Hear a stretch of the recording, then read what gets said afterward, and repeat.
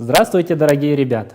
Сегодня мы начинаем урок алгебры 11 класса, и тема нашего сегодняшнего урока – корень n степени и основные свойства корней n степени. Основными целями и задачами нашего сегодняшнего урока является повторение определения корня n степени, арифметического корня n степени из числа. Также вспомним основные свойства корней n степени из числа и научимся вычислять значения корней n степени, используя свойства корней, и научимся упрощать выражения и вычислять значения выражений, содержащих корни n степени. Вспомним давайте определение корня n степени. Корнем n степени из числа а называется такое число, n степень которого равно а. То есть, например, корень третьей степени из 64 равен 4, так как 4 в кубе дает нам 64. Или корень четвертой степени из 81 равен плюс-минус 3, так как 3 в четвертой у нас равен 81, и минус 3 в четвертой также равен 81. Корень n степени из числа a равен x. Это означает, что x в степени n должно быть равно a. Давайте рассмотрим корень n степени из числа a. Это, по сути, решение уравнения x в степени n равное a. Рассмотрим функцию f от x равна x в степени n. Она может иметь график, показанный у нас на экране. Красным показан график, когда n у нас будет четным, а зеленым, когда n у нас нечетный. При n натуральном и x принадлежащем пределу от 0 до плюс бесконечности. Функция f от x у нас возрастает, как мы видим. Множество ее значений является неотрицательным числом. То есть по теореме о корне x в степени n у нас будет равно a для любого a, принадлежащего промежутка от 0 до плюс бесконечности, имеет неотрицательный корень, и притом только один. У нас на графике это правая сторона нашего графика, от 0 до x. Как мы видим, там всегда только имеется одно решение. Ведем определение. Арифметическим корнем n степени из неотрицательного числа a называют неотрицательное число, n степень которого равно a. То есть арифметический корень n степени из числа a обычно обозначается следующим знаком, где у нас a это подкоренное число, n у нас показатель корня, а данный знак это знак корня или радикала. Можем посмотреть на графике, мы рассматриваем только правую часть. Давайте рассмотрим несколько простых примеров. Найти значение выражения. Первое – это корень кубический из 8, и второе – корень четвертой степени от 81, деленное на 16. Решение первого примера будет корень кубический из 8 у нас равен 2, так как 2 в кубе у нас равно 8, и 2 у нас больше 0. Во втором примере корень четвертой степени от 81, деленное на 16, равно 3 вторых, так как 3 деленное на 2 в четвертой степени, оно нам даст 81, деленное на 64. И мы знаем, что 3 деленное на 2 больше 0. Рассмотрим некоторые случаи. При четных n функция f от x равна x в степени n четная, то есть уравнение x в степени n равное a делится на 3 случая. Во-первых, при a большем 0 мы имеем 2 корня. Они у нас выделены на графике. При n равном единице у нас корень 1, это x равное 0. И третий случай, когда a у нас меньше 0, оно не имеет корней, так как любое число в четной степени, оно всегда положительное, оно не может быть отрицательным. При нечетных n функция f от x равна x в степени n нечетная, то есть уравнение x в степени n равное a всегда имеет один лишь корень. В первом случае x будет равен корень n степени от a при a больше 0. Во втором случае, когда a у нас равен 0, x у нас будет равен нулю. И в третьем случае, когда у нас меньше нуля, x будет равен минус корень n степени от а. При нечетных n существует корень n степени из любого числа а, и при том только один. Рассмотрим некоторые замечания. Для любого действительного x корень n степени от x в степени n будет равно модулю по x, если n у нас четное, и будет равно x, если n нечетное. Второе замечание. Корень второй степени из числа а обычно называют корнем квадратным. Показатель корня 2 обычно не пишут. То есть корень квадратный от а будет равен корень а. Корень третьей степени из числа а называют кубическим корнем. И обозначается оно следующим образом. Давайте рассмотрим основные свойства корней n степени. Здесь нужно сделать замечание, что а и b у нас всегда больше или равно нулю, и k и n у нас всегда натуральные числа. Первое свойство. Корень n степени от а умноженное на b будет равно корень n степени от а умноженное на корень n степени от b. Давайте рассмотрим пример. Корень четвертой степени от 16 умноженное на 81 будет равен корень четвертой степени от 16 умноженное на корень четвертой степени от 81. Оно равно 2 умноженное на 3 будет равно 6. Здесь нужно вспомнить, что корень четвертой степени от 16 это 2, а корень четвертой степени от 81 это 3. Второе свойство. Здесь нужно сделать оговорку сразу же, что b должно быть обязательно больше нуля, потому что на 0 делить нельзя. Корень n степени от а деленное на b будет равно корень n степени от а деленное на корень n степени от b. Например, корень четвертой степени от 16 деленное на 81 будет равно корень четвертой степени от 16 деленное на корень четвертой степени от 83. А это равно 2/3. Третье.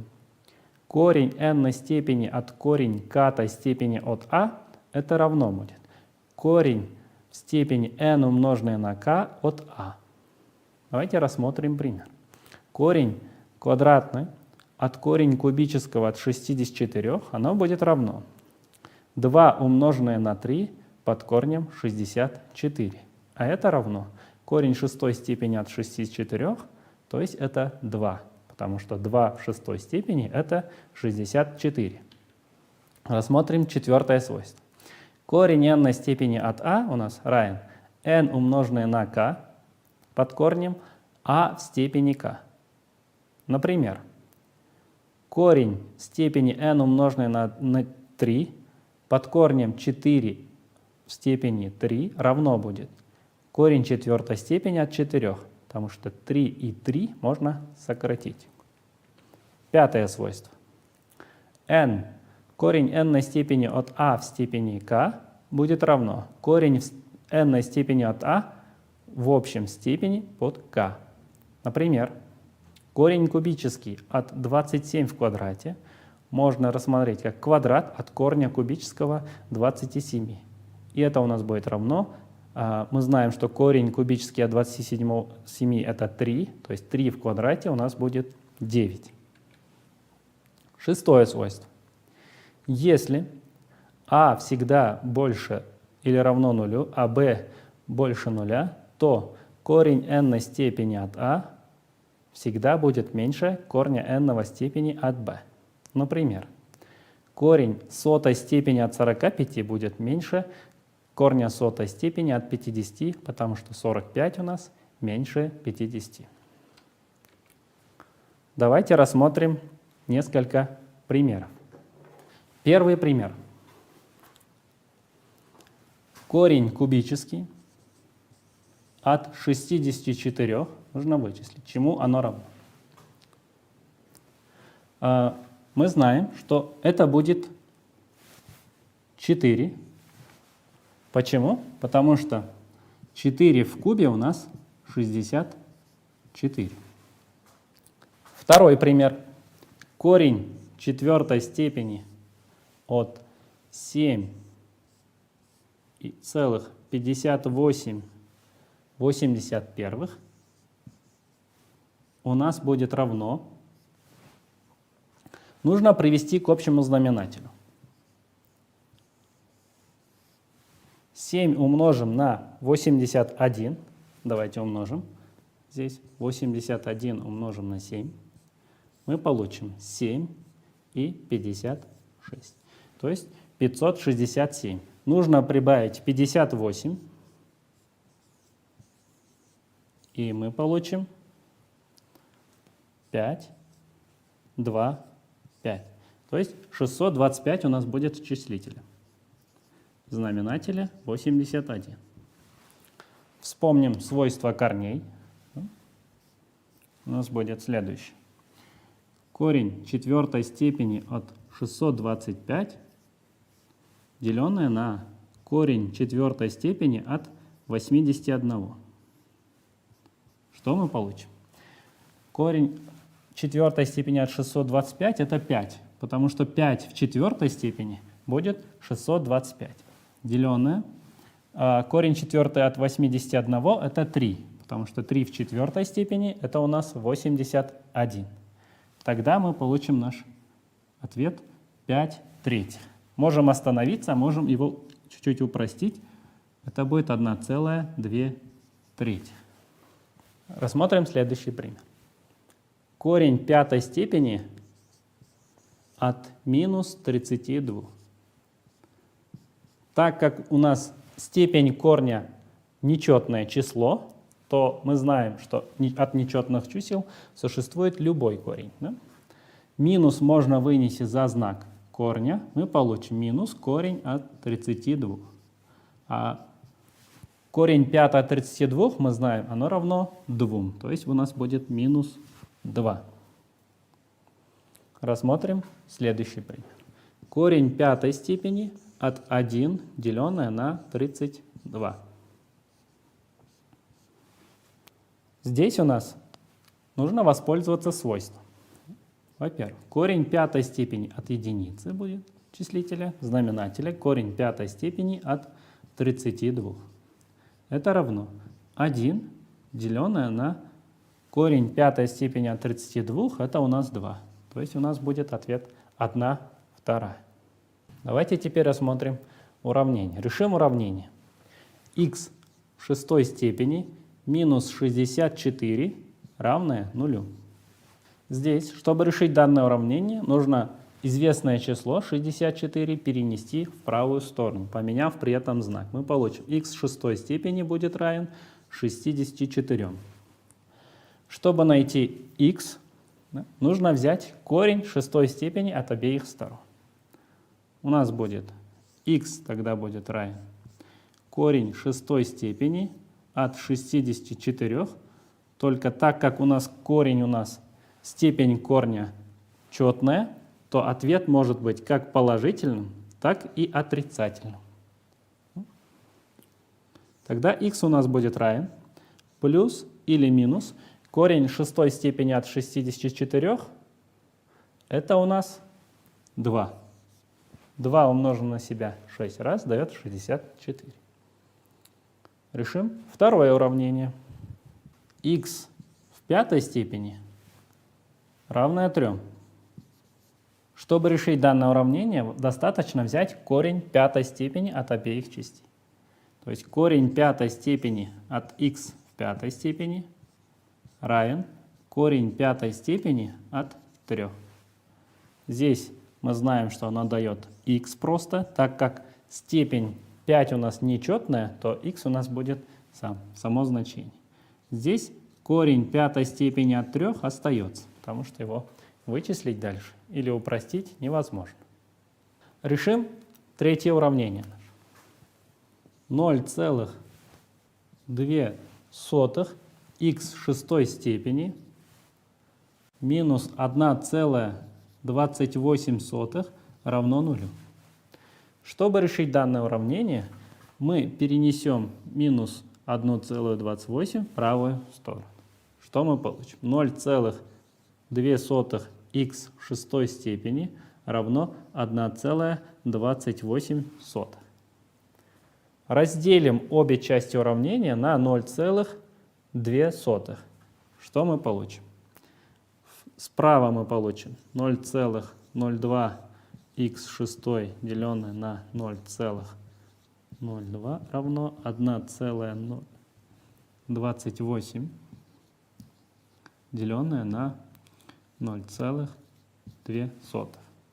Здесь они сократятся, остается х в шестой степени, а здесь деленное даст 64.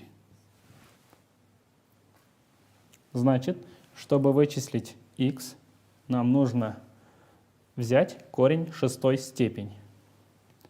Корень шестой степени от х в степени 6 будет равен корень шестой степени от 64.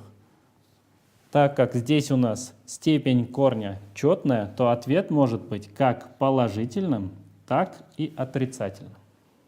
То есть здесь у нас останется справа только х, слева мы получим плюс или минус 2, потому что 2 в шестой степени это 64. И это наш ответ. Давайте рассмотрим теперь задачи на сравнение чисел. Первая наша задача — это корень кубический от 0,2, и нужно сравнить 0, что больше. Чтобы сравнивать числа под корнем, нужно всегда, чтобы у них были либо корни одинаковые, либо числа под корнем были одинаковые. В нашем случае давайте легче 0 записать в виде корня. Корень кубический от 0,2. И здесь мы запишем 0 как корень кубический от 0. Как мы знаем, 0,2 у нас больше, чем 0. Значит, 0,2 корень кубический больше, чем 0. Второй пример. Нужно сравнить числа. Корень кубический от 4 и корень кубический, корень пятой степени от 8. Здесь нам 4 и 8 легче выразить одинаковыми числами по основанию. То есть корень кубический я запишу как 4, я запишу как 2 в квадрате. И здесь пока не знаем, какой у нас знак будет. Корень пятой степени от 2 в кубе.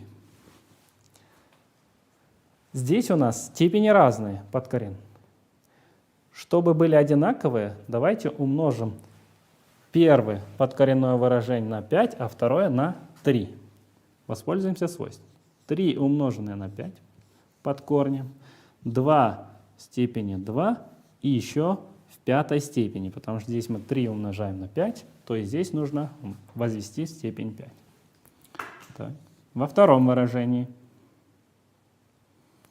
5 будет умноженное на 3 под корнем, 2 в кубе в степени 3.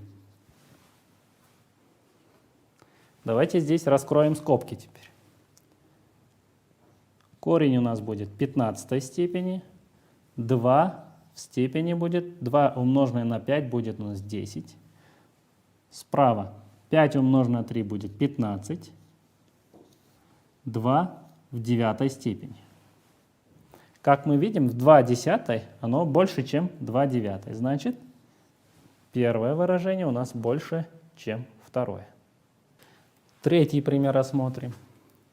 Корень 17 степени от 3 деленное на 7 нужно сравнить. И корень 17 степени от 0,43. Чтобы выяснить, нам легче разделить 3 на 7. 3, если поделить на 7, то мы получим 0,42, 85 и 71. И это все у нас будет в периоде. То есть эти числа у нас повторяются. Давайте приблизительно возьмем первые два числа. у нас получится корень 17 степени от 0,42,8 и так далее. Что там дальше, нас будет интересовать мало. Справа у нас будет корень 17 степени от 0,43. Как мы видим, здесь 0,42, а тут у нас 0,43. Ну, 43 у нас будет больше, чем 0,42,8. Значит, второе выражение у нас будет больше. Рассмотрим следующий пример. Нужно сравнить, что больше, 5 и корень 8 степени от 500. Давайте в 5, чтобы сделать одинаковыми корни, нужно 5 возвести в 8 степень. То есть у нас будет следующее. Корень 8 степени от 5 в 8 степени. Да? И нужно сравнить 8 в 500 степени. 5 в 8 степени. Мы его можем записать как 5 в 4 умноженное на 5 в 4 степени. И нужно сравнить с корнем 8 степени от 500. 5 в 4 степени, вот такой пример уже с вами видели, получаем 625. Умноженное будет на 625. А справа у нас будет корень 8 степени от 500. Ну, понятно, что 625 уже больше 500, а 625 умноженное еще на 625 будет явно больше. Значит, первое выражение у нас больше. Давайте рассмотрим пример, где нужно вынести множитель за знак корня. Здесь у нас нужно сделать замечание, что а и b у нас больше нуля, то есть они положительные числа. Корень 6 степени от 64 и а в 8 степени, b в степени 11. Здесь 64 под корнем у нас 6 степени, это 2. А в 8 степени можно написать как а в степени 6 умноженное на а в квадрате. А b в 11 это как b в степени 6 умноженное на b в 5 степени. И это у нас будет равно 2 умноженное на а, здесь 6 степени, 2 умноженное на а, потому что а в 6 под корнем 6, это будет просто а. b в 6 под корнем 6 будет просто b. То есть под корнем 6 останется у нас а в квадрате и b в 5 степени. И это наш ответ. Давайте подведем итоги нашего урока. Сегодня мы с вами повторили определение корня n степени, арифметического корня n степени из числа а. Вспомнили основные свойства корней n степени из числа. Вычисляли значение корней n степени, используя свойства корней. И упрощали выражения, вычисляли значение выражений, содержащих корни n степени. Естественно, данных примеров будет маловато для запоминания всей темы. Поэтому дома нужно самостоятельно прорешать несколько примеров и позаниматься с преподавателем. Спасибо за внимание.